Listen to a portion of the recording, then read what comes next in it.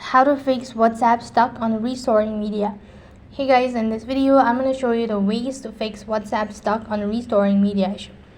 So if you're having issues with WhatsApp, then first of all you could go ahead and check your internet connection. So for that case, go ahead and open up your settings, and here go to network and internet, and right on this page you need to go ahead and check whether you're connected to a stable internet connection or not.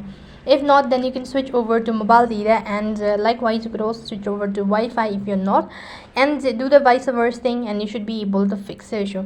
If that's also not working out, then you could try clearing your cache as well as data. So go ahead and long press on your app info and go to the app info page, and here you need to go ahead and click on storage and cache, and make sure to click on clear cache. When you do that, head back and go to permissions, and right on this page you need to go ahead and disable all of these features. So make sure to just go ahead and press on don't allow, and then you could go ahead and restart your device, and once again head back to the same page, that is app permission, and make sure to enable all of these permissions.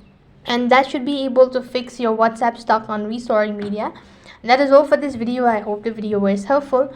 Make sure to like, share and subscribe to our channel. Thank you for watching. See you in the next video.